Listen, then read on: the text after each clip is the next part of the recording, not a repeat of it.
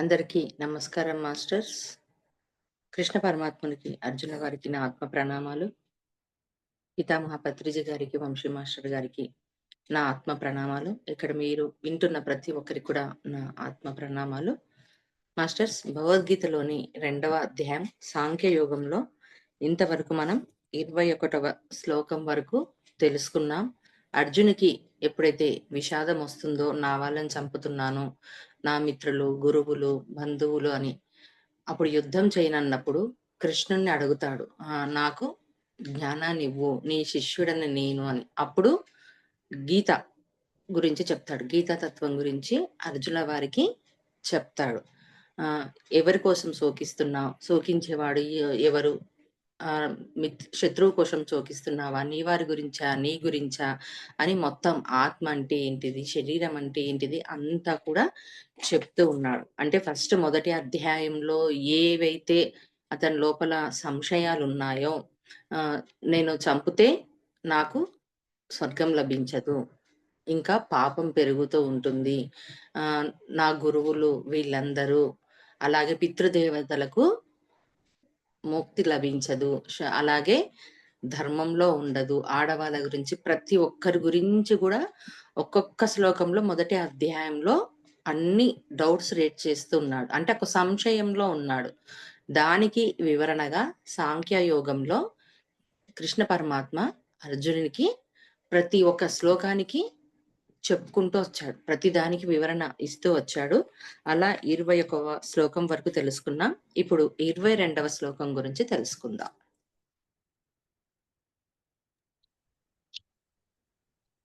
వాసాంసి జీర్ణాని యథా విహాయ నవాని గృహ్ణాతి నరోపరాణి తథా శరీరాణి విహాయ జీర్ణాని అన్యాని సంయాతి నవాని దేహి. ఇప్పుడు దీని తాత్పర్యం ఏమిటి అంటే, మానవుడు జీర్ణ వస్త్రములను త్యజించి నూతన వస్త్రములను ధరించినట్టుగా జీవాత్మ పాత శరీరములను వీడి నూతన శరీరంలో పొందును. అంటే ఇంతవరకు ఏం చెప్పాడు, ఈ ఆత్మ అంటే ఆత్మ ఏ కాలం నందు అంటే పుట్టదు, గిట్టదు, దానికి భవ వికారాలు ఇవన్నీ ఏమీ లేవు కదా, ఆత్మ నాశరహితము, నిత్యము, అనినిత్యము, జనన మరణములు ఇవన్నీ కూడా ఏమీ లేవు అని చెప్పాడు కదా. ఇక్కడ వచ్చే వరకు ఏంటిది, మానవుడు జీర్ణ వస్త్రములను త్యజించి నూతన వస్త్రంలో ధరించినట్టు జీవాత్మ పాత శరీరం వీడి నూతన శరీరంలో పొందును. అంటే ఏంటిది, ఇక్కడ మానవుడు జీర్ణ వస్త్రములను త్యజించి అని చెప్తున్నాడు. జీర్ణ వస్త్రములు త్యజించి అంటే మనం అందరము ఏమనుకుంటాము, మరణం అంటే పుడతాం, పుట్టిన తర్వాత మరణం అన్నది ఎప్పుడు సంభవిస్తుంది అని అంటే ముసలితనం. ఇప్పుడు అందరూ అనుకుంటారు కదా, పెద్ద మనుషులు అయిపోయిన తర్వాత మరణం వస్తుంది, ఒక వృద్ధాప్య దశ వస్తుంది, అప్పుడు మరణం సంభవిస్తుంది అని. కానీ ఇక్కడ ఏం చెప్తున్నాడు కృష్ణ పరమాత్మ అంటే, ఎందుకోసం చెప్తున్నాడు అంటే, ఆ యుద్ధ సమయంలో ముసలి వాళ్ళు ఉన్నారు, పెద్దవాళ్ళు ఉన్నారు, చిన్నవాళ్ళు ఉన్నారు, అన్ని రకాల మనుషులు ఉన్నారు కదా. యుద్ధం చేసినప్పుడు అందరూ చనిపోతారు. అలా అతని లోపల బాధ వచ్చినప్పుడు ఇది చెప్తున్నాడు, జీర్ణ వస్త్రములను త్యజించి. అంటే మరణం అన్నది ఒక ముసలివాడైన తర్వాతనే మరణం అన్నది ఉండదు. వారి ప్రారబ్ధం నుంచి అంటే వాళ్ళ ప్రారబ్ధ కర్మల నుంచి యవ్వనంగా ఉన్నప్పుడు చనిపోవచ్చు, వృద్ధాప్యంలో ఉన్నప్పుడు చనిపోవచ్చు, బాలుడుగా ఉన్నప్పుడు కూడా చనిపోవచ్చు. వాళ్ళ ప్రారబ్ధంను కలిపి ఉంటుంది అర్జున అని చెప్పి అంటున్నాడు. అంటే ఏంటిది, నూతన వస్త్రంలో ధరించినట్టు అంటే ఒక జీవాత్మ. అంటే ఎప్పుడు కూడా మనము గత జన్మతో పోల్చుకుంటే, గత జన్మల్లో మనం ఆడవాళ్ళుగా ఉన్నామా, మగవాళ్ళుగా ఉన్నామా మనకు తెలియదు. కానీ అక్కడ మరణించిన తర్వాత అంటే ఏంటిది, ఆ శరీరాన్ని వదిలిన తర్వాత నెక్స్ట్ ఇప్పుడున్న ఈ జన్మలో మనం స్త్రీగా ఉండాలన్నా, పురుషునిగా ఉండాలన్నా, ఎలా ఉండాలి అని చెప్పని ఇక్కడ ఈ శరీరాన్ని తీసుకున్నాం కదా. అట్లా నూతన వస్త్రములు ధరించినట్టు అంటే పాత వస్త్రాలను ధరించి తీసేసి నూతన వస్త్రములను ధరిస్తుంది ఆత్మ. కాబట్టి పాత శరీరములను వీడి నూతన శరీరములను పొందును. అంటే అయిపోయింది ఇంకా.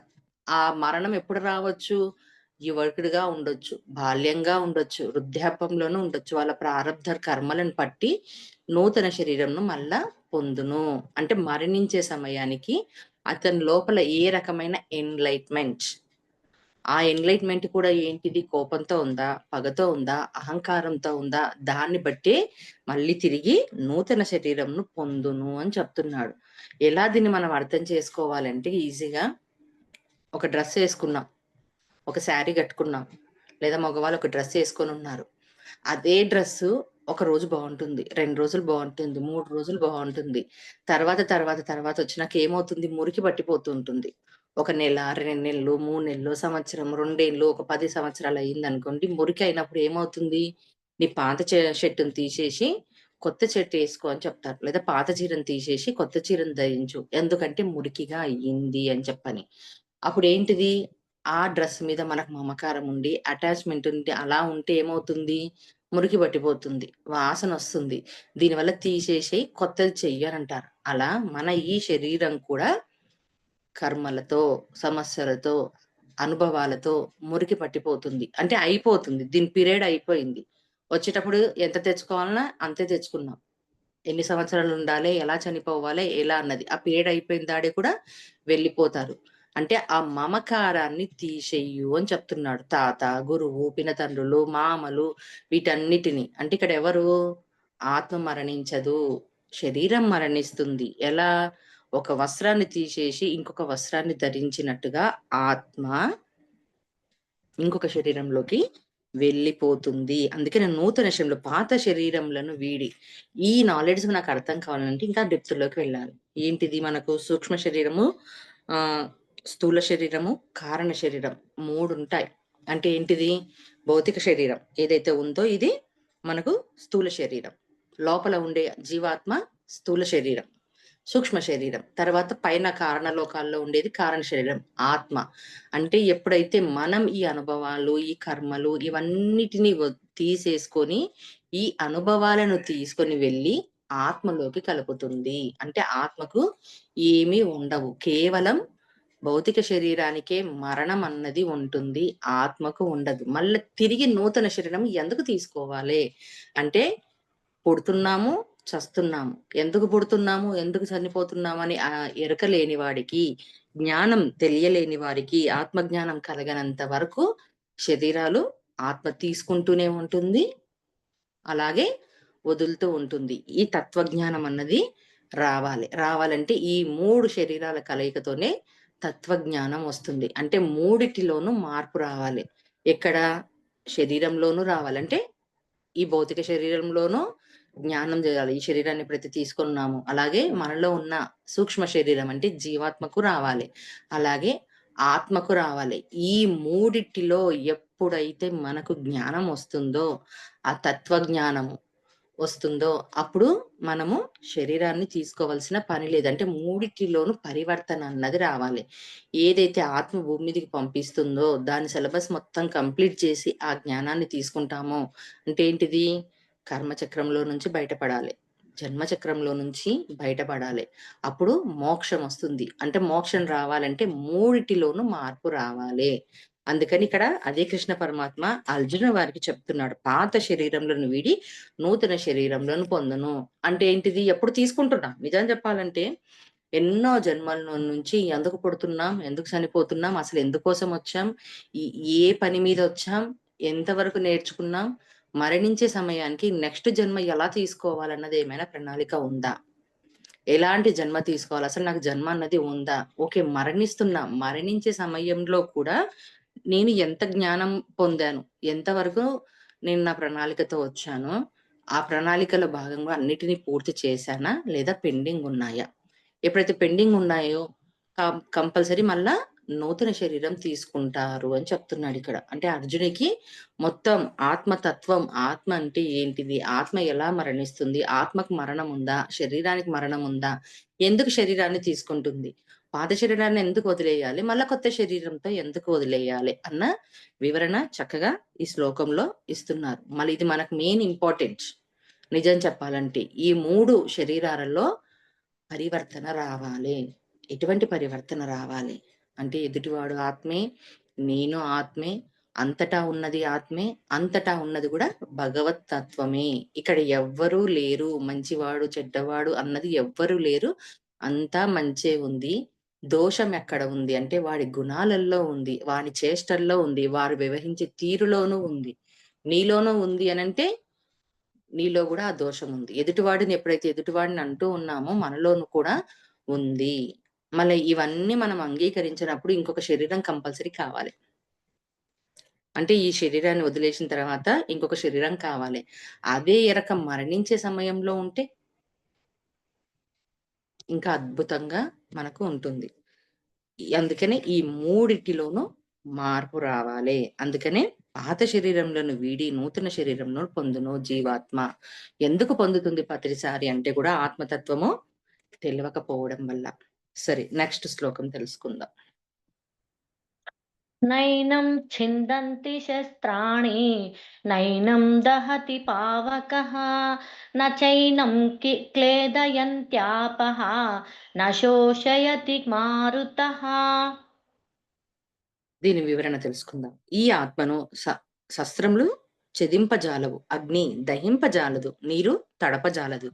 వాయువు ఆరిపోవునట్టుగా చెయ్యజాలదు అని చెప్తున్నాడు. ఎందుకు చెప్తున్నాడు ఈ మాట? శస్త్రములు త్యజించమంటే ఏం చెప్పాడు అర్జునుడు? నేను ఎవ్వరి మీద బాణాలు వెయ్యను. శస్త్రాలను నేను ఉపయోగించను. నేను చంపను అన్నాడు. అంటే ఇక్కడ చంపేది ఏంటిది? ఆత్మని అనుకుంటున్నాడు. నువ్వు చంపేది ఎవరినంటే శరీరాన్ని. అంటే ఆత్మ గురించి చెప్తున్నాడు కదా! నువ్వు శరీరాన్ని చంపడానికి సంశయిస్తున్నావు. అంటే యుద్ధం చెయ్యను అని అంటున్నావు. లేదా నేను చనిపోతాను అని అంటున్నావు. భయం వేస్తుంది కదా! నువ్వు చంపేది ఎవరిని? శరీరాన్ని. ఆత్మను కాదు. అందుకని ఈ ఆత్మను అంటే ఈ ఆత్మ అందరిలో ఉన్న ఆత్మ. నీ ఆత్మ, నా ఆత్మ ఇవన్నీ కూడా శస్త్రంలో చెదింపవు. అంటే బాణాలు వేసినంత మాత్రాన, చంపినంత మాత్రాన ఆత్మ చెదింపచాలదు. అలాగే అగ్ని దహింపజాలదు. అగ్నిలో కాలుస్తావా? అంటే కూడా అది అగ్నిలో కాలదు. అలాగే నీరు తడపజాలదు. నీటిలో తడుస్తావా? నీటిలో ముంచుతావా? అంటే కూడా ఆత్మకు నీరు తలపజాలదు. అలాగే వాయువు ఆరిపోయినట్టుగా చెయ్యజాలదు. అంటే గాలిలో కూడా ఏమన్నా అవుతుందంటే ఏమీ కాదు. ఏంటిది అనంటే అందరిది. బంధువులు చనిపోతున్నారు, గురువులు చనిపోతున్నాడు. నీ యుద్ధం చేయడం వల్ల అని చెప్పన్న దాంతో శోకించుతున్నాడు. శోకం వస్తుంది కదా! దానికిక్కడ కృష్ణ పరమాత్మ వివరణిస్తున్నారు. ఏమవుతుందంటే కేవలం శరీరం మాత్రమే ఇక్కడ మరణిస్తుంది. ఆత్మ చావనే చావదు. ఆత్మను ఎవ్వరు కూడా ఏమి చెయ్యలేరు. ఎవరినైతే నువ్వు భయపడి యుద్ధము చేయనంటున్నావో వాళ్ళని నువ్వు ఏమి చేయట్లేదు. ఏ శరీరంతో చేశారు తప్పులు? ఆ శరీరాన్ని నువ్వు యుద్ధం చేస్తున్నావు. ఏ శరీరంతో చేస్తున్నావు? నువ్వు నీ శరీరంతో చేస్తున్నావు. అంటే ఇక్కడ ఆత్మకు ఎటువంటి ప్రమేయం లేదు. అందుకనే చాలా మందికి ఇది డౌటొస్తుంది. ఆత్మకు ప్రమేయం లేనప్పుడు కర్మెందుకు అంటదు? కర్మ ఉండదు కదా! నేను ఆత్మని కదా! అని జెప్పని. ఆత్మనని ఆత్మగా వ్యవహరిస్తున్నారా? ఆత్మగా జీవిస్తున్నారా? లేదు గదా! మళ్ళ ఆత్మగా జీవిస్తున్నప్పుడు ఈ అరిషడ్ వర్గాలెక్కడివి? శత్రువులెక్కడివి? కోపతాపాలెక్కడివి? పగలెక్కడివి? ఆత్మకివన్నీ ఏముండవు కదా! ఎలా ఉంటే అలా సర్దుకుపోతుంది. ఎలా ఉంటే అలా జీవిస్తుంది. మళ్ళా ఈ శరీరంతో నేను కాబట్టే గదా! ఈ తప్పులన్నీ చేస్తూ ఉన్నది. మళ్ళిక్కడ మనం నేర్చుకోవాల్సింది మెయిన్‌గా ఇదే. ఎందుకు కర్మలొస్తాయి? ఎందుకు ఈ ఆ జన్మలో జేసిన దానికి ఈ జన్మలో ఎందుకొస్తాయి కర్మలు? అంటే మరి నువ్వు ఆ శరీరంతో, ఆ ఫీలింగ్స్‌తో, ఆ కోపంతో నువ్వు ఎదుటివాడిని హింసించావు. హింసించినప్పుడు మళ్ళా ఆత్మకేం అంటవి ఇవన్నీ? ఏమి చేయలేదు ఆత్మకు. ఇవన్నీ ఏముండదు. కేవలం అనుభవమే తీసుకుంటుంది. ఇది చేయడం వల్ల ఇది ఉంటుంది అని. కాబట్టి ఆత్మ నిశ్చలంగా ఉంటుంది. స్థిరంగా ఉంటుంది. అది ఏ రకంగా గూడా రియాక్ట్ అవ్వదు. ఎవడు రియాక్ట్ అవుతారంటే, ఈ శరీరంలో ఉన్న మనస్సు, ఇంద్రియాలు ఇవన్నీ కూడా రియాక్ట్ అవుతాయి. కాబట్టి వేటి నుంచి కూడా ఏమి చెయ్యదు. అగ్నితో దహింపదు, నీరుతో తడపదు, వాయువుతో ఆరిపోదు అని కృష్ణ పరమాత్మ అర్జునుడి వారికి చెప్తున్నాడు. మరి నెక్స్ట్ శ్లోకం తెలుసుకుందాం. अच्छेद्योऽयमदाह्योऽयम् अक्लेद्यो शोष्य एव च नित्यसर्वगतस्थाणुः अचलोऽयं सनातनः अव्यक्तोऽयमचिन्त्योऽयम् अविकार्योऽयमुच्यते तस्मादेवं विदित्वा త్వైనం నాను శోచితుమర్హసి. ఓకే. ఇక్కడ ఏం చెప్పాడు? ఆత్మ ఏ రకంగా కూడా ఏ శస్త్రాలతో గాని, అగ్నితో గాని నశించదు గదా! దానికి చావు లేదు కదా! మరి ఇక్కడ దీని వివరణ చూద్దాం. ఈ ఆత్మ ఛేదించుటకు, దహించుటకు, తడుపుటకు, శోకింపచేయుటకు సాధ్యము కానిది. ఇది నిత్యము. ఇది సర్వవ్యాపి. చెలింపనిది అంటే అచలము. స్థానవు అంటే స్థిరమైనది. సనాతనము శాశ్వతము. ఏంటిది? ఎందుకబ్బా తడపదు? ఎందుకు అగ్నికి దహింపదు, నీరు తడపదు, వాయువు ఎందుకు ఇది ఏదంటే ఇది శాశ్వతమైనది. అంటే ఆ ఆత్మకు ఛేదించుట అంటే ఆత్మను విడదీయడం ఎవరి వల్ల కాదు. అలాగే దహించుటకు అంటే ఏంటిది? అగ్నిలో కాలిపోవుటకు, తడుపుటకు, శోషింపచేయుటకు, తర్వాత అంటే ఏడవడానికి. ఆత్మకు ఏడుపు ఉంటుందా? ఆత్మకు దుఃఖం ఉంటుందా? అస్సలు ఉండదు నిజం చెప్పాలంటే. మనకే ఉంటుంది. ఏంటిది అంటే ఈ భౌతిక శరీరంలో ఉన్న మనస్సుకు. అంటే ఇవన్నీ కూడా ఆత్మకు ఏవి ఉండవు. ఏ ఫీలింగ్స్ ఉండవు. ఏమి ఉండవు. ఏ రియాక్షన్స్ ఉండవు. కోపాలుండవు, పగలుండవు, ఏముండవు. ఎందుకంటే ఇది నిత్యము. అంటే ఎప్పుడు ఉంటుంది. నిత్యం ఎల్లప్పుడూ ఉంటుంది. అలాగే సర్వవ్యాపి. ఈ ఆత్మ ఎక్కడుంది? అంటే ఆత్మ గురించి క్లియర్‌గా చెప్తూ వస్తున్నాడు. సర్వవ్యాపి. సర్వవ్యాపి అంటే ఎక్కడుంటుంది అంటే అంతటా ఉంటుంది ఈ ఆత్మ. తర్వాత చలింపనిది. అంటే అచలము. అంటే ఎక్కడ గూడా చలించదు. ఏ విషయంలో కూడా చలించదు. అలాగే స్థానవు అంటే స్థిరమైంది. ఎక్కడుంటుందంటే స్థిరంగా ఉంటుంది. అలాగే సనాతనం అంటే శాశ్వతం. ఆత్మకన్నది మరణము లేదు. జననము లేదు. అలాగే ఏ రకంగా గూడా దహించదు. అగ్నికి గాని, వాయువుకి గాని, నీరుకి గాని ఏమి ఉండవు. ఎటువంటి ఎమోషన్స్, ఫీలింగ్స్ ఏమి ఉండవు. మళ్ళీ ఎవరికుంటున్నాయంటే మనకే. అందుకే అంటాను చూడండి, ఏదైనా ప్రాబ్లమ్ వచ్చినప్పుడు నిశ్చలంగా ఉండు. స్థిరంగా ఉండు. సాక్షిగా చూడు. రియాక్ట్ అవ్వకని. అంటే రియాక్ట్ అవుతున్నదంతా ఎవ్వరు? బాధ వస్తున్నదంతా దేనికి? ఫీలింగ్స్ వస్తున్నాయంతా దేనికి? కోపం వచ్చేది దేనికి? అని ఒకసారి మనకు మనమే చెక్ చేసుకోవాలి. అంటే లోపల ఉన్న ఆత్మ, జీవాత్మ ఎప్పుడు స్థిరంగా, నిశ్చలంగా, నిర్మలంగా, నిత్య యవ్వనంగా, సర్వవ్యాపిగా ఉంటుంది. మళ్ళా అనారోగ్యం వచ్చేది దేనికి? బాధ వచ్చేది దేనికి? ఫీలింగ్స్ వచ్చేది దేనికి అంటే కేవలం శరీరానికి. అనారోగ్యం వచ్చింది. ఆత్మకి ఎప్పుడైనా అనారోగ్యం వచ్చిందా? బాడీకే కదా చెకప్ చేసుకునేది. దుఃఖం వచ్చింది. ఆత్మకు దుఃఖం వచ్చింది. ఏడుస్తుందా? అంటే నీకు ఎక్కడికెళ్ళొచ్చింది? బాధొచ్చింది. ఒక బాధొచ్చింది. అంటే దాంట్లో దుఃఖం వచ్చింది. ఎందుకోసం దుఃఖం వచ్చింది? ఎదుటివాడు నావాడనో, లేకపోతే ఎదుటివాడు తిట్టాడనో, ఎదుటివాడు ఇంకేదో అన్నాడని దుఃఖం వచ్చింది. ఎక్కడికొచ్చాయి ఆ దుఃఖము? మనసు ద్వారా. అంటే కళ్ళతో చూస్తూ, చెవులతో వింటూ, మనసు ద్వారా మైండ్‌లో తీసుకొని, ఆ ఫీలింగ్స్‌ని రియాక్ట్ అయ్యి నీ కళ్ళ ద్వారా నీకు దుఃఖం వచ్చింది. కోపం వచ్చింది. నోటి ద్వారా కోపం వచ్చింది మాటలు. అంటే ఈ ఫీలింగ్స్ ఇవన్నీ ఎక్కడున్నాయబ్బా? ఎవరికున్నాయంటే శరీరానికే ఉన్నాయి. తిట్టామంటే కూడా ఎక్కడికెళ్ళున్నాయి? ఇవే. అంటే ఈ జీవుడన్న దాన్ని భగవంతుడిచ్చాడుగా. ఇది గూడా ఎవరు?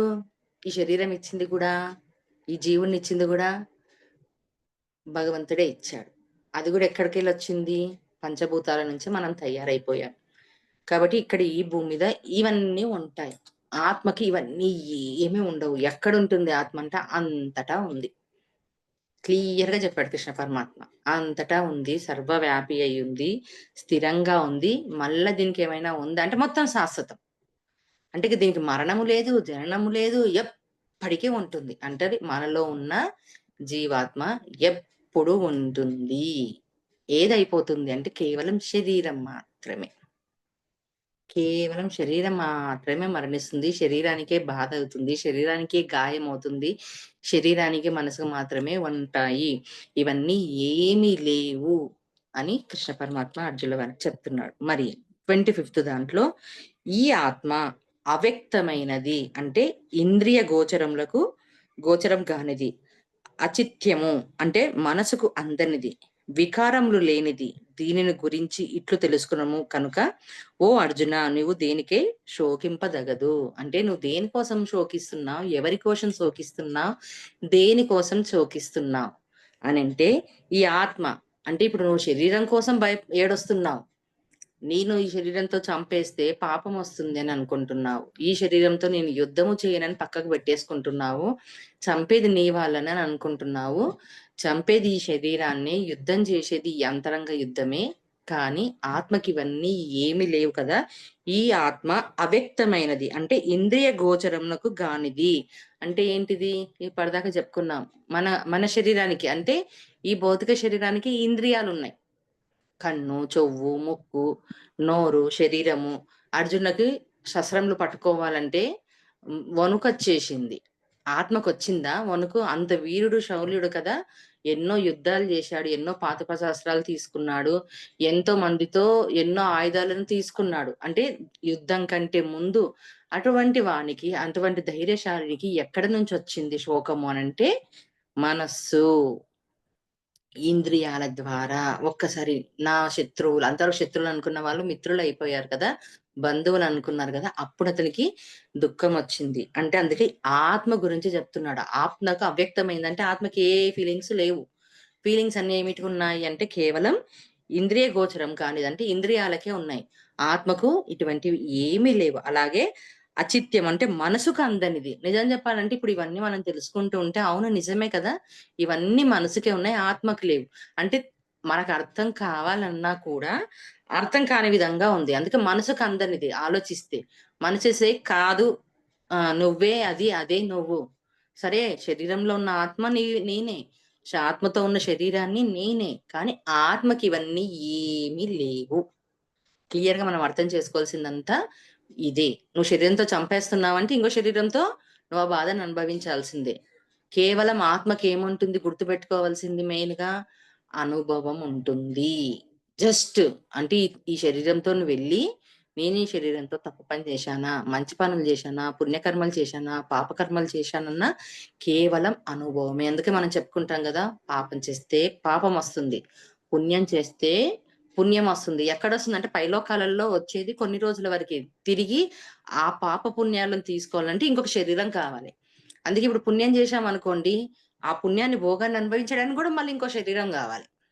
అంటే పాపం చేస్తే ఎంతగా హ్మ్, తప్పుందో, ప్రాబ్లమ్స్ ఉన్నాయో, నష్టముందో, పుణ్యం చేసినా పుణ్యం కోసం కూడా మళ్ళీ జన్మ తీసుకోవాలి. అందుకనే మన చేతికి ఇనుప సంకెళ్ళ, బంగారు సంకెళ్ళ 2 సంకెళ్ళే తేడా. ఇనుప సంకెళ్ళైతే ఒకటి, బంగారు సంకెళ్ళైతే ఇంకొకటి. అంటే భోగం పుణ్యం చేసినా గాని సరే, మళ్ళా భూమి మీదకి ఆ భోగాన్ని తీసుకొని రావడానికి రావాలి. అదంటే ఇంక మనకు ముందు ముందు ఉంటుంది. తర్వాత వికారములు లేనిది. అంటే ఆత్మకేమైనా వికారాలున్నాయా? యవ్వనం ఉందా? వృద్ధాప్యం ఉందా? ఇంకా ఇవన్నీ ఏమన్నా ఉన్నాయా? ఇంతవరకు మనం చెప్పుకున్నాం. ఇక్కడ ఏంటిది? వికారములు లేనిది. అంటే ఆత్మకు ఉత్పత్తి, అలాగే అస్తిత్వము, వృద్ధి, విపరణ, అపక్షయము, వినాశనము ఇవన్నీ కూడా కేవలం శరీరానికే ఉంటుంది. ఆత్మకు ఇవన్నీ ఏమీ లేవు. కాబట్టే వికారము లేనిది. దీని గురించి తెలుసుకో క్లియర్‌గా ఆత్మ అంటే ఏంటిది? ఆహ్, ఆత్మ చనిపోతుందా? ఆత్మకు ఫీలింగ్స్ ఉంటాయా? ఆత్మ చంపిపిస్తుందా? అంటే ఇవన్నీ ఏమీ ఉండవు. దీని గురించి తెలుసుకో. కాబట్టి నువ్వు దే ది దీనికే శోకింపదగు. దీనికోసం ఏడుస్తున్నావా? ఏడవద్దు అర్జున అని చెప్పని ఇక్కడ చెప్తున్నాడు. మరి ఇప్పుడు 26 శ్లోకం తెలుసుకుందాం. అథ చైనం నిత్యజాతం నిత్యం వా మన్యసే మృతం తథాపి త్వం మహాబాహో నైవం శోచితుమర్హసి జాతస్య హి ధ్రువో మృత్యుః ధ్రువం జన్మ మృతస్య చ పరిహార్యేర్థే నత్వం శోచితుమర్హసి. దీని వివరణ చూద్దాం. 26 ఓ అర్జున! ఈ ఆత్మకు జనన మరణంలో కలవని ఒకవేళ నువ్వు భావించినప్పటికీ దీనికై నువ్వు శోకింపదగదు. అంటే ఇగ మళ్ళా క్లియర్‌గా ఇస్తున్నాడు. ఆత్మ అని చెప్పుకుంటూ వచ్చాడు. అంటే ఇప్పుడు దుఃఖంలో ఉన్నవానికి, భయంలో ఉన్నవానికి, ఆహ్, బాధలో ఉన్నవానికి ఇవన్నీ ఎక్కుతాయా ఆ టైంలో? ఎక్కువ కదా! అప్పుడేం చెప్తున్నాడు? ఈ ఆత్మకు జనన మరణములు కలవని. అంటే ఒకవేళ ఇప్పుడు నేను చెప్పాను. ఆత్మకు మరణము లేదు, జననం లేదు. అవి నిత్యము. వాటికి ఏమీ లేవని. అయినా సరే నువ్వున్నాయని భావిస్తే, అంటే నువ్వున్నాయని భావించావు గదా! దీనికే నువ్వు శోకింపకు. సరే ఒకవేళ మరణం ఉంది, జననం ఉంది అంటే నువ్వు దాని కోసం శోకింపకు. ఇప్పుడు అంతే కదా! ఇప్పుడు ఇంత తెలిసినా సరే మన బంధువులు కానీ, ఇంకా మనకు దగ్గరగా ఉన్నవాళ్ళు గాని శరీరాన్ని వదిలేశారు. అంటే బాడీ వెకేట్ చేశారు అని జెప్పంటాడు. అప్పుడు బాధ, శోకం అన్నది వస్తుంది. అంటే ఎందుకంటే నా వాళ్ళు అన్న ఒక బంధం ఉంటుంది. లాస్ట్ అధ్యాయంలో గూడా చెప్పాడు. బంధువైనా ఏదైనా వస్తుంది అర్జున. కానీ నువ్వు దాని గురించి బాధపడకు. కొన్ని రోజులు అందుకని కుంతిపుత్ర అని వివరణ ఇచ్చాడక్కడ. కుంతిపుత్ర అనుకుంటూ వచ్చాడు. మళ్ళా కుంతీదేవి ఎంత చక్కగా భర్త చనిపోయినా 5 మంది చిన్న పిల్లలతో తను ఎంత పోరాడింది. ఏ రోజైనా వెనకంజ చేసిందా? పిల్లల్ని ఎంత కాపాడుకుంటూ, రాజ్యాన్ని ఇస్తూ, వాళ్ళని చేసుకుంటూ ఎంత చేసుకుంటుంది. అందుకే అక్కడ కుంతిపుత్ర అని ప్రొనౌన్సియేషన్ చెప్తున్నాడు అర్జున్‌కి విచారం వచ్చింది కాబట్టి. కాబట్టి ఒకవేళ నువ్వు భావించావా? ఓకే. ఉంది. మరణముంది. ఆత్మకు మరణముంది. అలాగే జీర్ణముందని నువ్వు భావించినా సరే నువ్వు శోకించకు. దీనికై నువ్వు శోకించకు. అంటే ఇప్పుడు ఒకవేళ యుద్ధం చేస్తావు. చనిపోతారు. లేతే నువ్వు గూడా చనిపోతావు. కానీ దానికోసం శోకింపకు అని చెప్తున్నాడిక్కడ. అలాగే 27థ్ ఏలననన పుట్టిన వారికి మరణము తప్పదు. మరణించిన వారికి పునర్జన్మ తప్పదు. కనుక అపరిహార్యములైన ఈ విషయముల యందు నువ్వు శోకింపదగదు. అంటే ఏంటిది అంటే ఆత్మకు మరణము, జననము లేవని చెప్పాను. సరే ఉన్నాయని నువ్వు అంటున్నావు కదా! అయినా సరే నువ్వు శోకింపకు. ఎందుకంటే ఏ మనిషైనా ఏలన పుట్టిన వానికి అంటే మొత్తంలో ఇక్కడ పుట్టిన ప్రతి ఒక్కరికి కూడా మరణం తప్పదు. తర్వాత మరణించిన వారికి పునర్జన్మ తప్పదు అని అంటున్నాడు చూడండి. ఇక్కడ మెయిన్‌గా మరణించిన వారికి పునర్జన్మ తప్పదు. కనుక అపరిహార్యములైన ఈ విషయములందు. అంటే ఏ విషయంలో? అయ్యో! వీళ్ళందరూ చనిపోతారు. నా వాళ్ళందరూ చనిపోతారు. బంధువులందరూ చనిపోతారు. ఒకవేళ నేను చంపానా నాకు పాపమొస్తుంది. నేను ఒకవేళ చంపలేదా వాళ్ళు నన్ను చంపేస్తారు. నాకు కూడా మళ్ళీ క్షత్రియుడిని కదా! మళ్ళీ నాకు కూడా స్వర్గం లభించదు. ఇవన్నిటి గురించి బాధ వస్తుంది కాబట్టి, ఈ విషయాల గురించి నువ్వు శోకించకు. అంటే విచారించకు, బాధపడకు అని చెప్తున్నాడిక్కడ. ఎందుకు మరణించిన వానికి పునర్జన్మ తప్పదు? ఇందాక చెప్పుకున్నాం. ఆత్మతత్వం గురించి ఎప్పుడైతే అర్థం కాదో, ఆత్మ అన్నది నువ్వు తెలుసుకోలేవో, ఆత్మ చేయాల్సిన పనులున్నాయి. అవి ఎప్పుడైతే నువ్వు తెలుసుకోకుండా ఉంటావో అంటే ఏ పని మీదైతే ప్రతి జీవి భూమి మీదకొస్తుందో, ఆ పని కరెక్ట్‌గా, పూర్తిగా తెలుసుకోకుండా మరణిస్తుందో ఖచ్చితంగా జన్మ తీసుకోవాల్సింది. ఇది రూల్. అంతే గదా! ఇప్పుడు నీకు ఎయిత్ క్లాస్, నైన్త్ క్లాస్ ఉన్నావు. నైన్త్ క్లాస్ చదవాలి. చదివిన తర్వాత నీ సిలబస్ కంప్లీట్‌గా పూర్తి చేస్తేనే నువ్వు 10థ్ క్లాస్‌లో పోతావు. ఆ ఎలిజిబిలిటీ వస్తుందా లేదా? సాధించాలి. లేదా సాధించలే. సగం సగం నేర్చావు. 10థ్ ఏమవుతుంది? ఫెయిల్ అవుతావు. అంటే పాసా 100%, 50% కూడా మనపై ఆధారపడి ఉంటుంది. Compulsory pass మార్కులొచ్చాయి. 10థ్‌కి వెళ్తావు. అంటే అంతవరకు నీ జ్ఞానం ఎంతుంటుంది? ఎంతున్నది గింతే పెరిగింది. అదే 100 మార్క్స్ తెచ్చుకుంటే అంటే సబ్జెక్ట్‌ని మొత్తం అర్థం చేసుకుంటే 90 ఉంటే వాని హోంవర్క్ ఎంతుంటుంది? 10% ఉంటుంది. 100 మార్క్స్‌లో 90 మార్క్స్ వస్తే 10 మార్క్స్ ఇక్కడ తప్పుగా రాశాడు. అంటే సరిగ్గా ఇంగా ఆ సబ్జెక్ట్ మీద గ్రిప్ రాలే. పెంచలేదు కాబట్టి తప్పు. 35 మార్కులు రాసినోడు కూడా పాస్ అయినట్టే. అంటే ఇంకా 75% ఇంకా అతను అర్థం చేసుకోలే. అంటే ఆ బేసిక్స్ రాలే. అలాగా అలాగే మనకు కూడా ఏంటిది అనంటే మరణించిన తర్వాత పునర్జన్మ తప్పదు. మరణించిన వారికి. ఎందుకు తప్పదు అంటే ఏ ప్రణాళికనైతే మనం సిద్ధం చేసుకున్నామో, ఆత్మ మనకు పంపించిందో, ఆ ప్రణాళిక మనకిచ్చిన హోంవర్క్ ఏదైతే ఉందో అది తెలుసుకొని కంప్లీట్ చేసుకునేంత వరకు మళ్ళా మనకు పునర్జన్మ తప్పదు. కాబట్టి ఇవన్నీ ఆలోచించకు. అంటే వెనక ఆలోచించకు, ముందు ఆలోచించకు, ఏం ఆలోచించకు. అంటే ప్రస్తుతంలో ఉండు. ప్రస్తుత కర్తవ్యం ఏంటిది అర్జునునికి? యుద్ధం చెయ్యాలని వచ్చావు. యుద్ధం చేయకుండా నువ్వు యుద్ధం ఎందుకు చేయట్లే? ఈ సమయంలోన నువ్వు యుద్ధం చేయకుండా ఉండేది. కాబట్టి ఇవన్నీ పక్కన పెట్టు. వీటి కోసం నువ్వు శోకించి నీ స్వధర్మం ఏదైతే ఉందో ఆ ధర్మం గురించి ఆలోచించని ఇక్కడ కృష్ణ పరమాత్మ చెప్తున్నాడు. మరి 28వ శ్లోకం. అవ్యక్తాదీని భూతాని వ్యక్తమద్యాని భారత అవ్యక్తనిధనాన్యేవ తత్ర కా పరిదేవనా. ఇక్కడ దీని అర్థం తెలుసుకుందాం. ఓ అర్జున, ఈ ప్రాణులన్నీయు పుట్టుకకు ముందు ఇంద్రియ గోచరములు కావు, అంటే అవ్యక్తములు. మరణాంతరం కూడా అవి అవ్యక్తంలే. ఈ జనన మరణముల మధ్య కాలం నందు మాత్రమే అవి ప్రకటితములు, ఇంద్రియ గోచరములు అగుచుండును. ఇట్టి స్థితిలో వాటికై పరితపించుట నిష్ప్రయోజనము అని చెప్తున్నాడు. అంటే ప్రాణులందరి గురించి చెప్తున్నాడు. ఓ అర్జున, ప్రాణులన్నీ పుట్టక ముందు ఇంద్రియ గోచరములు కావు. అంటే పుట్టక ముందు ఏంటిది? ఇంద్రియాలు ఉన్నాయా? ఫీలింగ్స్ ఉన్నాయా? పుట్టక ముందు ఇవన్నీ మనకు. అంటే ఎక్కడున్నాం మనం? పైలోకాల్లో ఉన్నాం, జీవాత్మగా ఉన్నాము. ఏదో ఒక రూపంతో అక్కడ ఉన్నాం. అంటే రూపం కూడా లేదు నిజం చెప్పాలంటే ఆత్మకు. ఏ రూపం లేదు. అంటే ఈ శరీరంతో నేను వచ్చాను కాబట్టి ఇక్కడున్నా, నేను ఒక పేరు పెట్టుకున్నాను కాబట్టి నా పేరు ఇది, ఇది నేను. అంటే ఆడనా మొగనా ఏంటిది అన్నది ఈ శరీరంలో తీసుకున్న తర్వాతనే నాకు తెలిసింది. అంతవరకు దీనికంటే ముందు నేను ఏమున్నాను? ఏమీ లేవు. నాకు ఇంద్రియాలు ఉన్నాయా? ఫీలింగ్స్ ఉన్నాయా? ఏ ఫీలింగ్స్ లేవు, ఏ బాధలు లేవు, ఏమీ లేవు. సైలెంట్ గా నిశ్చలంగా ఉన్నాను పైలోకాల్లో. కాబట్టి ఇంద్రియ గోచరములు కావు. అంటే ఇంద్రియ అవ్యక్తములు అంటే వ్యక్తం కానివి. అవ్యక్తములు అంటే మనం వ్యక్తపరచలేనివి. ఏమున్నాయి ఆత్మకప్పుడు? పైలోకానికి వెళ్తే ఏం అర్థమవుతుంది? ఏమీ అర్థమవ్వదు. ఏమీ తెలియదు. అంటే తెలియదంటే ఎంతవరకు తెచ్చుకుందో అంతవరకు మాత్రమే తెలుసు.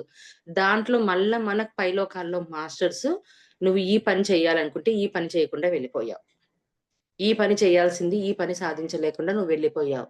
తీరా ఏం చేశావు? భౌతికంలోనే ఉంటూ ఇలాంటి పనులన్నీ చేస్తూ ఎదుటివాని గురించి అంటూ బాధపడుతూ అసలైన పని చేయకుండా వచ్చావు అన్నది. అంటే నిజం చెప్పాలంటే అక్కడ వెళ్ళిన తర్వాత అది కూడా ఉండదు. మళ్ళా మనకు మాస్టర్స్ మొత్తంగా అక్కడ అందించినప్పుడు ఓహో! నేను ఈ పని మీద వెళ్ళాను గానీ ఈ పని పూర్తి చేయలేకపోయానా అన్నది అక్కడ మనకు అర్థమవుతుంది. అందుకే అవ్యక్తములు అంటే ఇంద్రియ గోచరములు కావు. మరణాంతరం కూడా అవి అవ్యక్తంలే.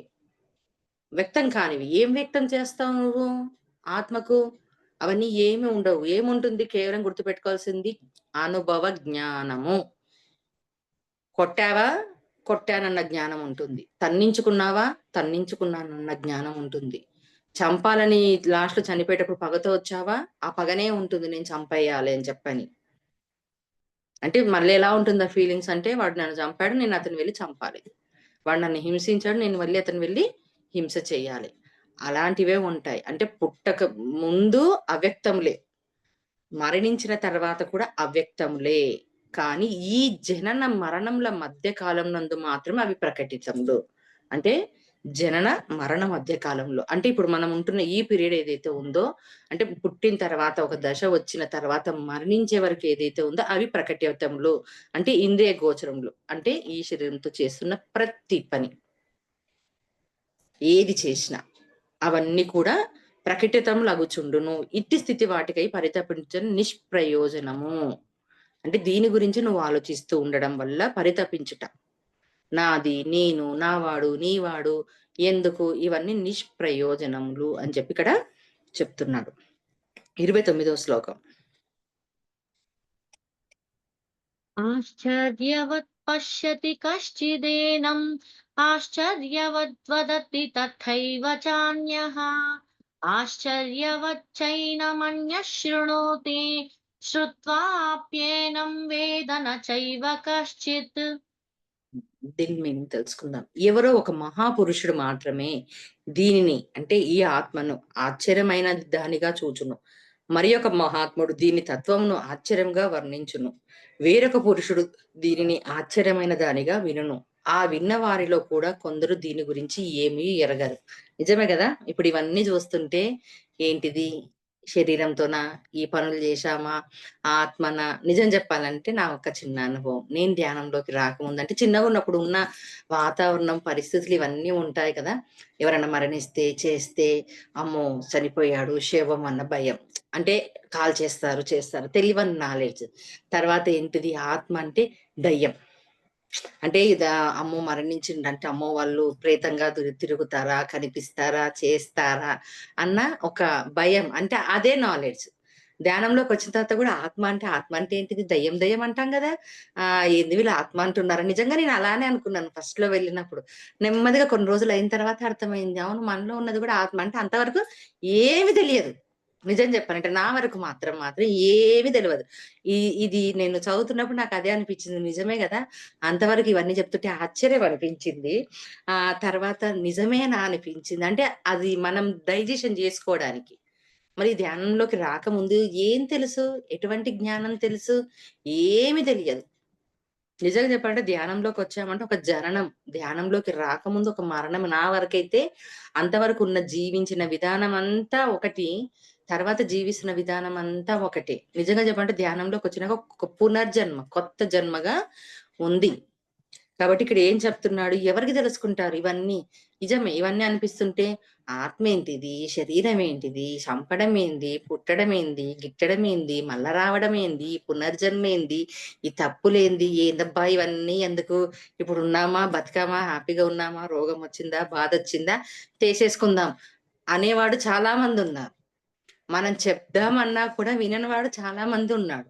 అంటే మొత్తంగా మనకే అవగాహన లేనప్పుడు, మొత్తంగా మనకే అర్థం కానప్పుడు, ఎదుటి వానికి ఏ రకంగా ఎక్స్‌ప్లెయిన్ చేయడం? ఎవరైనా చెప్పాలని అనుకున్నా కూడా వాళ్ళేసే క్వెషన్‌కి సైలెంట్ అయిపోతారు. అంటే జ్ఞానం తెలుసుకునే దశలోనే ఉన్నాం. ఆ పరిపక్వత అన్నది రాలేదు. అంటే ఎప్పుడొస్తుంది ఆ పరిపక్వత అంటే ఆత్మగా జీవించడం స్టార్ట్ చేసినప్పుడు. నేను ఆత్మని అని అనుకున్నప్పుడు. ఆత్మగా ఉండడం నేర్చుకున్నప్పుడు. ఆత్మ ఎలా ఉంటుంది? ఆత్మగా అనుకోవడం అంటే ఏంటిది? ఇప్పుడు ఇంట్లో నీకేదైనా గొడవ జరిగింది. లేదా నీకు శరీరానికి ఒక బాధొచ్చింది. లేదా మనసుకొక హృదయానికి ఒక బాధొచ్చింది. ఎదుటివాడు నువ్వు శత్రువుగా అనుకునేవాడు నిన్ను ఏదో రకంగా నిందిస్తున్నాడు. లేదా ఏదో ఒకటి ఇది వచ్చినప్పుడు అప్పుడొస్తుంది అసలైనది. నువ్వు శరీరానివా? ఆత్మవా? నీలో అజ్ఞానం ఉందా?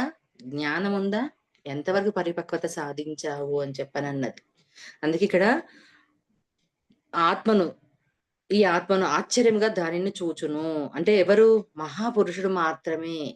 క్లియర్‌గా చెప్తున్నాడు కృష్ణ పరమాత్మ. మహాపురుషునికి మాత్రమే దీనిని ఈ ఆత్మను ఆశ్చర్యమైన దానిగా చూచును అని చెప్తున్నాడు. అంతే గదా! ఎవరికి అర్థమవుతుందంటే మహాపురుషులకు మాత్రమే ఇది అర్థమవుతుంది. ఎవరికి? ఆత్మ సాక్షాత్కారం పొందిన వారికి. నిజం చెప్పాలంటే ప్రతి ఒక్కరం కూడా మన ఆత్మను దర్శించాలి. ఎప్పుడైతే మనం ఆత్మని దర్శించుకుంటామో, అప్పుడు మారిపోతుంది మైండ్ అన్నది ఆటోమేటిక్‌గా. అవును నా ఆత్మ ఎలా ఉంది? ఆత్మకు రూపం ఉంది. నిజం చెప్పాలంటే ఏదో ఒక రూపం ఉంది దానికి. ఆ రూపాన్ని నువ్వు దర్శించాలి. ఎప్పుడైతే నీ ఆత్మను నువ్వు దర్శించుకుంటావో, ఈ శరీరంలో ఉన్న నా ఆత్మే అనుకుంటావు. అలాగే సూక్ష్మ శరీరం గూడా చూసుకుంటాం. అంటే అది నువ్వే, ఇది నువ్వే. అంటే ఈ రూపంతో తీసుకొనొచ్చావు కాబట్టి నీ శరీరం, నీ ఆత్మ ఈ రూపంలోనుంది. ఎప్పుడైతే నీ శరీరంలో నుంచి నీ ఆత్మ బయటికి వెళ్ళిపోతుందో, జీవాత్మ ఎలా ఉంటుందంటే ఆత్మ రూపంగానే ఉంటుంది. ఆత్మను ఎన్నో రకాలుగా జెప్పావు. బిందు రూపకంలో ఉంటుందని జెప్పని, పొడుగ్గా ఉంటుందని, 2:30 అంగుళాలని చెప్పని ఎన్నో రకాలుగా చెప్తాం కదా! జ్యోతిగా ఉంటుంది అని చెప్పని. ఆత్మ సాక్షాత్కారం పొందిన మహాపురుషులకు మాత్రమే ఆహ్, ఆత్మను ఆత్మగా చూస్తాడు. లేని వానికేంటిది ఇవన్నీ ఉంటాయా అని అంటాడు. అలాగే మరి ఒక మహాత్ముడు ఈ తత్వంను ఆశ్చర్యంగా వర్ణించును. అంటే తెలుసుకున్నవాడు ఎలా జేస్తాడు? ఆశ్చర్యంగా వర్ణిస్తాడు. అలాగే వేరే ఒక పురుషుడు దీనిని ఆశ్చర్యముగా వినుదుడు. వింటాం కదా! నిజంగా ఆత్మతత్వం అంటే ఏంటిది? ఆత్మ అంటే ఏంటిది? అది ఎక్కడి నుంచొచ్చింది? ఇంతవరకు మనకెప్పుడైనా తెలిసిందా? ఆత్మ ఎక్కడి నుంచొచ్చింది? పైన భగవంతుడి నుంచొచ్చింది. ఆ భగవంతునిలో ఉన్న అణువే మనము అని. ఇప్పటికైనా యాక్సెప్ట్ చేస్తామా? శరీరంగానే వెళ్ళిపోతున్నాం. మళ్ళా ఆ దైవకణం మన లోపల ఉన్నప్పుడు ఎలా ప్రవర్తించాలి? మళ్ళీ ఎందుకు ప్రవర్తించట్లేదు? ఎందుకు బాధొస్తుంది? ఎందుకు విచారమొస్తుంది? అంటే దాన్నన్నిటిని గూడా ఆశ్చర్యంగా వింటాడు. అలాగే ఆ విన్న వారిలో గూడా కొందరు దీని గురించి ఏమీ ఎరగరు. అంటే వింటూ ఉన్నప్పుడు. అంటే ఇప్పుడు ఈ సమయంలో మనం అందరం దీని గురించి వింటున్నాం, చేస్తున్నాం అంటే ఒక్కరొక్కరి అవగాహనను బట్టి ఒక్కొక్కరికి ఒక్కొక్క రకంగా అర్థమవుతుంది. ఇప్పుడు ఒక శ్లోకం తీసుకుందాం. ఒక శ్లోకము నాకొకలా అర్థమవుతుంది. మీకొకలాగా అర్థమవుతుంది. ఇంకొకరికి ఇంకొకలా అర్థమవుతుంది. ఒక క్లాసే మనం చెప్పుకుంటాం. వింటాం. విన్నప్పుడు ఒకరికి ఒకలా అర్థమవుతుంది. ఇంకొకరికి ఎట్లా అర్థమవుతుందంటే, వాని స్థితి అంటే వాడి నాలెడ్జ్ తీసుకునే కెపాసిటీ అంతా ఉంది. అంటే ఆ జ్ఞానాన్ని మొత్తంగా 100% తీసుకోగలడా? తీసుకున్నవాడు ఎలా ఉంటాడు? చెప్పే విధానంలో. అలాగే 80% తీసుకునేవాడు ఎలా చెప్తాడు? 50% తీసుకునేవాడు ఎలా చెప్తాడు? వినేవాడు ఏమంటాడు? ఆసక్తి చూపిస్తుంటాడు. ఓకే. ఇదేమో ఉంది. ఇదేందో తెలుసుకోవాలని. ఇంగా కొత్తగా వచ్చారనుకోండి, ఈ నిమిషంలోనే మనకు ఆయనకి ఏం అర్థం గాదు. వీళ్ళేందో ఆత్మ అంటారు, శరీరం అంటారు, వీళ్ళ మొహము, వీళ్ళు చేసి అని చెప్పి పక్కకి తీసేసి ఎళ్ళిపోతారు. ఎళ్ళిపోతారా? ఎళ్ళిపోరా? అలా చెప్తున్నాడు. అంటే తెలుసుకోవలసింది తెలుసుకోకుండా ఉన్నాము. తెలియని దాని కోసం తాపత్రయపడుతున్నాము. అంటే ఏదైతే తెలుసుకోవాలనో దానికోసం పూర్తిగా తెలుసుకొని ఆచరించాలి. తెలవని దాని కోసం ఏది అవసరం లేదో దానికోసం వెంపలాడుతున్నా. ఈ శరీరం ఉంటుందా? అంటే ఉండదు. కానీ ఇది ముఖ్యమే. ఈ ఆత్మ దీంట్లో ఉండాలంటే ఎంత భద్రంగా మనం ఈ శరీరాన్ని దాచుకోవాలి, ఎంత జాగ్రత్తగా చూసుకోవాలి, ఈ శరీరాన్ని ఎంతగా యూజ్ చేసుకుంటే అంతగా మనకు ఆ జ్ఞానం అన్నది దొరుకుతూ ఉంది. మళ్ళీ ఈ శరీరం ఉంటేనే కదా మన ఆత్మ దీంట్లో ఉండేది. లేదు దీన్ని పట్టించుకోలే, దీన్ని వ్యర్థం అనుకున్నాము, తక్కువ అనుకున్నాము, ఏం చేయాలనుకున్నాము, ఈ శరీరానికి ఏంటివి ఈ నిజంగా చెప్పాలంటే కష్టాలు దేనికొస్తున్నాయి? డబ్బు దేనికి గావాలి? బట్టలు దేనికి గావాలి? ఎంజాయ్‌మెంట్ దేనికి గావాలి? వాసన దేనికి గావాలి? చెవులకు దేనికి గావాలి? అవన్నీ ఆలోచించాలి. మాట్లాడడం దేనికి కావాలి? అంటే శరీరానికి, మనసుకే. అంటే ఇవన్నిటిని తీసుకొని ఒక మెమోరీ డాటాలో మొత్తంగా ఆత్మ స్టోరేజ్ చేసుకుంటుంది. జీవాత్మ. తీసుకొని వెళ్లి ఆత్మకు పంపిస్తుంది. ఇవన్నీ నేను నేర్చుకొనొచ్చాను ఇవన్నీ అని. అలాగని జెప్పని అర్రే! నువ్వు ఒక్కడిని చంపిరారా నాయనంటే 100 మందిని చంపొచ్చావని ఏడుస్తుందా? లేదా నువ్వు చెప్పిన హోంవర్క్ అంతా నేర్చుకొని రాలే పంపించాను ఏం పని జేశావని తిడుతుందా? ఏమి తిట్టదు. ఏమి మాట్లాడదు. ఏమి చెయ్యదు. అలా ఉండు అని చెప్తున్నాడు. అంటే ఆత్మతత్వం గురించి చెప్తున్నాడు. అంటే ఇదంతా తెలిసినప్పుడు నిజంగా చెప్పాలంటే ఆశ్చర్యము అనిపిస్తుంది. అలాగే ఆహ్, వర్ణిస్తూ తెలుసుకుంటున్నప్పుడు గూడా చాలా విచిత్రంగా, ఆశ్చర్యంగా ఉంటుందా అని అనిపిస్తుంది. తెలియని వానికి ఏ రకంగా కూడా అర్థమవ్వదు. తర్వాత 30వ శ్లోకం. देही नित्यमवध्योऽयं देहे सर्वस्य भारत तस्मात् सर्वाणि भूतानि न त्वं शोचितुमर्हसि। ఇప్పుడు చూడండి. ఓ అర్జున! ప్రతి దేహమునందు ఉండేడి ఈ ఆత్మ వధించుటకు వీలు కానిది. కనుక ఏ ప్రాణి గురించనైనను నువ్వు శోకింపదగదు. అంటే క్లియర్‌గా చెప్తున్నాడు అర్జునికి కృష్ణ పరమాత్మ. ప్రతి దేహం నందు అంటే ఇక్కడ ఎంతమంది యుద్ధం చేయడానికొచ్చాడో, ప్రతి దేహం నందు ఈ ఆత్మ ఉంటుంది. దీన్ని వధించలేవు. అంటే నువ్వు చంపలేవు. చంపేదెవరిని? శరీరాన్ని మాత్రమే. కనుక ఏ ప్రాణి గురించి నువ్వు శోకింపదలదు. అంటే అతనికి శోకమొచ్చింది గదా! కాబట్టి ఏ ప్రాణి గురించి గూడా నువ్వు శోకింపకు. ఏ విధంగా గూడా బాధపడొద్దు, శోకించకుండా యుద్ధం చెయ్యి అని జెప్పి చెప్తున్నాడిక్కడ. అందుకే సమస్త ప్రాణులందు, ప్రతి దేహమునందు ఉండేది ఈ ఆత్మ గురించే. ఆత్మనే. తర్వాత 31 చదవండి మేడం. स्वधर्ममपि चावेक्ष्य न विकम्पितुमर्हसि धर्माद्धियुद्धात् श्रेयोऽन्यत् क्षत्रियस्य न विद्यते। ఇంతవరకు 30 శ్లోకం వరకు ఆత్మ గురించి చెప్పాడు మొత్తంగా. తర్వాత ఇప్పుడు స్వధర్మం గురించి చెప్తున్నాడు 31వ శ్లోకంలో. అంతేగాక నీ స్వధర్మంను బట్టి నువ్వు భయపడనక్కర్లేదు. ఏలననగా క్షత్రియునకు ధర్మ యుద్ధమునకు మించిన శ్రేయస్కరమైన కర్తవ్యము మరొకటి ఏదియూ లేదు. అంటే ఏమైంది? ఆత్మ చెప్పాడు. ఆత్మతత్వం అంతా చెప్పాడు. చెప్పిన తర్వాత స్వధర్మం. స్వధర్మము అంటే క్షత్రియులు ఎవరికైనా ఒకటి స్వధర్మం అన్నది ఉంటుంది మనకు. నీ స్వధర్మం ఏం చెప్తుందో అది చెయ్యు అని చెప్పి అంటారు. కాబట్టి నువ్వు భయపడనక్కర్లేదు అని చెప్తాడు. అతడేం చెప్తాడు అర్జునుడు? నేను యుద్ధము చెయ్యను. యుద్ధం చేశానంటే నేను నా వాడిని చంపానంటే మహా పాపమొస్తుంది అంటాడు. అన్న తర్వాత నేను క్షత్రియుడిని కదా! క్షత్రియుడినయినప్పుడు నేను యుద్ధం చేయాలి. క్షత్రియునికి యుద్ధరీతి. యుద్ధరీతి అయినప్పుడు యుద్ధం చేయాల్సొచ్చినప్పుడు నా వాళ్ళని నేను చంపుతున్నాను. ఒకవేళ చెయ్యకుండా ఉన్నాననుకో నాకు స్వర్గం లభించదు. కాబట్టి నేను చెయ్యను అంటాడు. అంటే ప్రతి ఒక్క దానికి కృష్ణునికి చెప్తూ ఉంటాడు గదా! నేను ఈ రకంగా అనిపిస్తుంది. నేను ఇలా చెయ్యను, అలా చెయ్యను. వీళ్ళు నా వాళ్ళు. చేస్తే నాకు ఇలాంటి పాపం వస్తుందని. కాబట్టి నువ్వు భయపడకు. అంటే యుద్ధం చేస్తే స్వర్గం రాదనుకుంటున్నాడు గదా!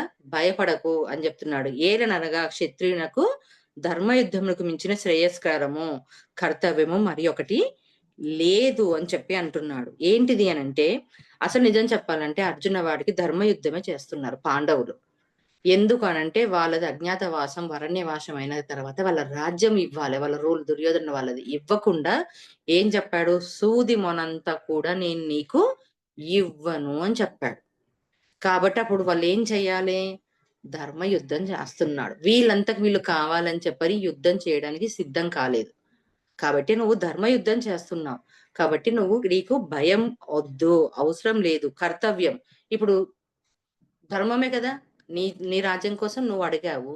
అడిగినప్పుడు వాళ్ళివ్వలేదు. యుద్ధానికి రెడయ్యావు. కాబట్టి కర్తవ్యం ఉంది. నువ్వు చెయ్యాలని వచ్చావు కాబట్టి నీ కర్తవ్యాన్ని చెయ్యు అంటారు. ఇక్కడ గూడా మనం నేర్చుకోవాల్సింది ఒకటుంటుంది. స్వధర్మము.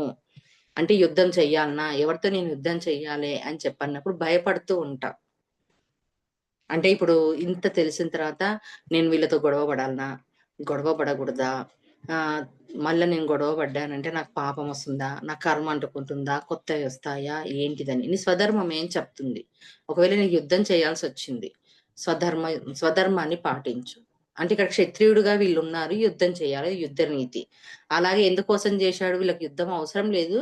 లేకుండా రాజ్యం ఇవ్వమని చెప్పని అడిగాడు. యుద్ధం చేయనవసరం లేకుండా. ఇవ్వనన్నందుకు యుద్ధానికి రెడయ్యారు.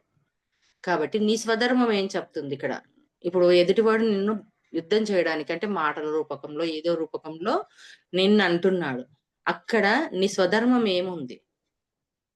అప్పుడు నువ్వు యుద్ధం చేయాల్సొస్తే యుద్ధం చెయ్యి. హింస జరుగుతుందా?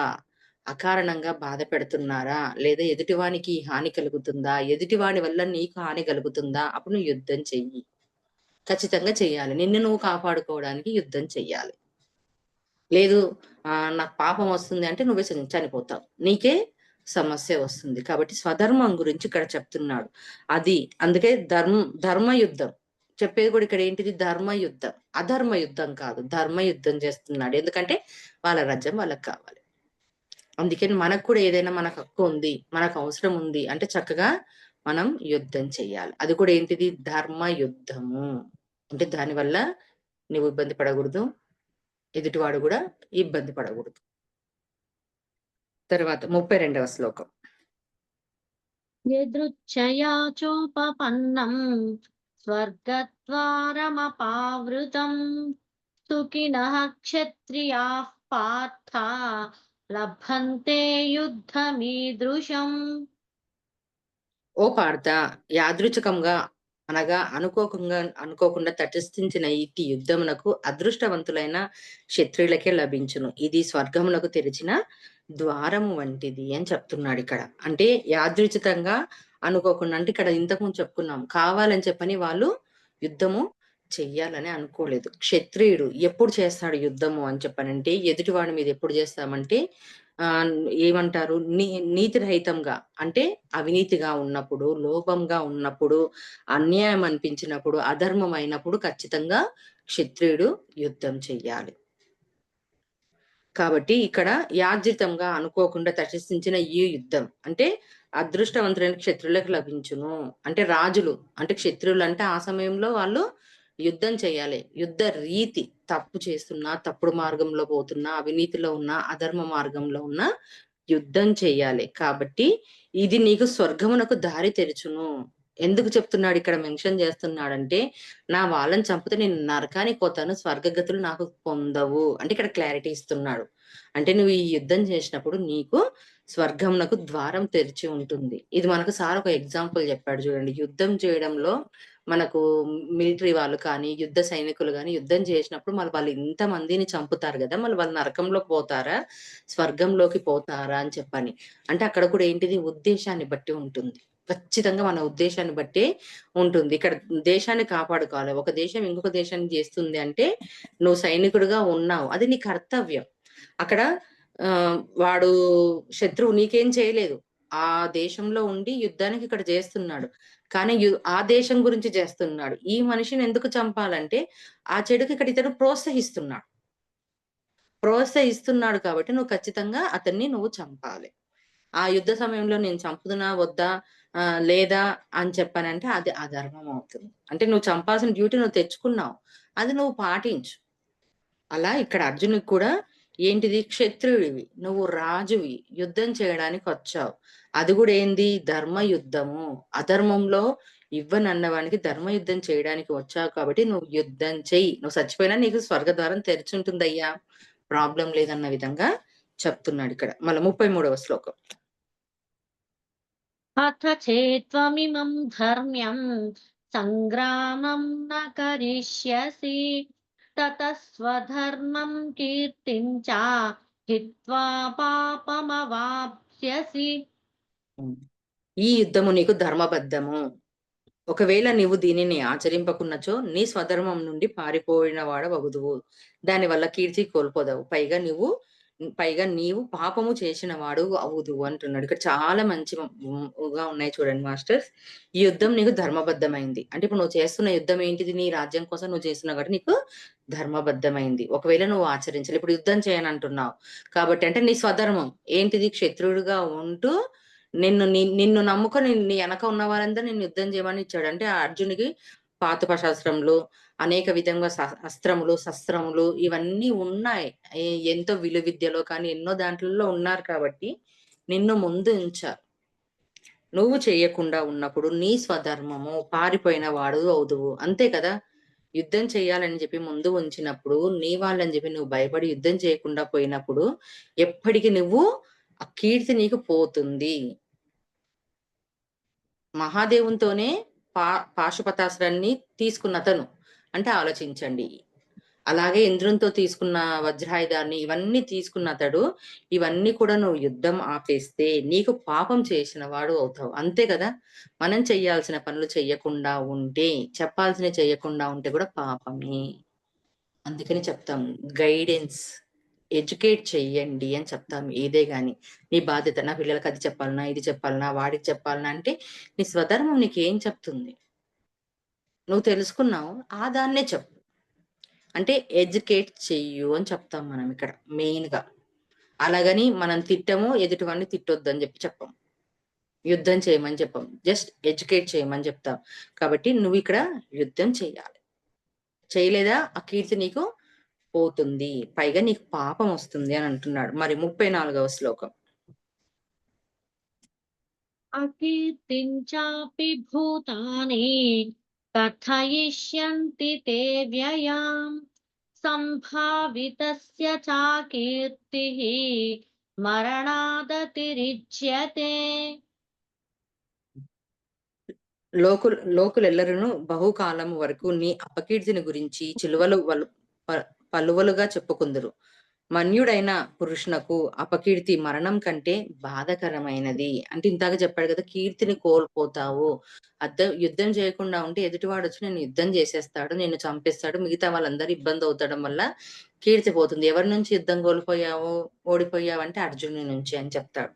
కాబట్టి అపకీర్తి వస్తుంది. అది ఏంటిది అనంటే అపకీర్తి మరణం కంటే బాధాకరమైనది అని చెప్తున్నాడు. అంటే ఇక్కడ ఏం చెప్పాడు మరణం కంటే? నేను చంపను. చావనైనా చచ్చిపోతాను. ఒకవేళ నేనైతే చంపను. వాళ్ళొచ్చి చంపారా? చనిపోతాను. చనిపోవడానికి రెడీగా ఉన్నాను. కాబట్టి నేను వాళ్ళని చంపను అంటాడు. అంటే ఆ అపకీర్తి మరణం కంటే బాధాకరమైనది. నువ్వు మరణిస్తానన్నావు కదా! నేను మరణిస్తాను కానీ యుద్ధం చేయనన్నాను. నీకొచ్చే ఆ కీర్తి ముందు, అపకీర్తి ముందు మరణం కంటే బాధేందంటే మరణమే బాధ అనిపించదు నీకు. ఆ అపకీర్తి ఇంకా బాధ ఇస్తుంది. అంతే కదా! మనము ఒక మనిషి మంచి పని చేశాడనుకోండి, అతన్ని ఎప్పటికి గుర్తుకుంటుంది. అదే చెడు పని చేశామనుకోండి, ఆ చెడు ఎప్పుడో ఒకసారి గుర్తుకు రాదా? మంచిని ఎన్ని సార్లు తలుస్తాం? చెడుని ఎన్ని సార్లు తడుస్తాము? దుర్యోధనుని ఏ రకంగా చూసుకుంటామో, అలాగే ధర్మరాజుని ఏ రకంగా చూసుకుంటున్నాము ఇప్పుడు ప్రస్తుతానికి. ధర్మానికి మారిపోయారెవరు అంటే ధర్మరాజు అని చెప్తాం. తర్వాత అధర్మానికి ఎవరు అంటే దుర్యోధనుడు చెప్తున్నామిక్కడ.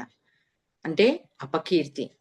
ఎప్పుడైతే నీకు ఉంటుందో మరణం కంటే ఎక్కువ అంటే మరణించిన తర్వాత కూడా నీకు ఈ అపకీర్తి ఉంటుంది. మరణం కన్నా బాధ. మరణిస్తానంటున్నావు చూడు, ఆ బాధ కన్నా అపకీర్తి నీకు ఎక్కువగా వస్తుంది అని చెప్తున్నాడు. ఇంకా 35వ శ్లోకం.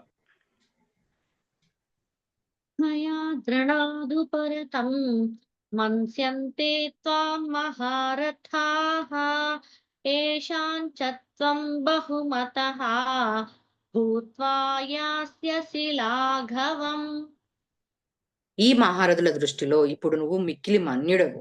యుద్ధ విముఖుడవైనచో వీరి దృష్టిలో నువ్వు ఎంతో చులకన అయ్యెదవు. అంతేకాక నీవు పిరికివాడివై యుద్ధం నుండి పారిపోయినట్టు వీళ్ళు భావింతురు అని చెప్తున్నాడు. అంతే కదా! యుద్ధం చెయ్యాలనుకునేవాడు, నేను యుద్ధం చెయ్యను అని చెప్పని పారిపోతూ ఉంటే చులకనగా అవుతారా? అవ్వరా? అంటే ఎదుటివాడి శత్రువుకు నువ్వు బలం ఇచ్చిన వాడివవుతావు. అంతే గదా! ఇప్పుడు మనం కూడా మాట్లాడుతూ ఉంటాము. మాట్లాడాల్సొచ్చినప్పుడు మన లోపల ఒక భయం వచ్చిందనుకోండి, ఎదుటివానికి మనలో ఆ భయం కనిపించిందనుకోండి మైనసొస్తుంది. మాట్లాడకుండా పిరికిగా ఉన్నామనుకోండి ఇంకా మైనసొస్తుంది. అంటే ఇంకా వాడు యుద్ధం చేస్తాడు. కాబట్టి పిరికివాడివై యుద్ధం నుండి పారిపోయినట్టుగా వీరు భావింతురు. ఎవరు భావిస్తారు అంటే దుర్యోధన వాళ్ళందరూ కూడా పిరికివాడు వీడు. అంటే రీజన్ ఏముందిక్కడ? ఆలోచించండి. అందరూ చనిపోతారు అన్న ఒక భావన. చంపే వాళ్ళందరూ కూడా నా వాళ్ళు. నా కుటుంబ సభ్యులు. వాళ్ళని నేను చంపొద్దన్న భావన. కానీ ఎదుటివాని దృష్టిలో ఏముంది ఇక్కడ? పిరికివాడు.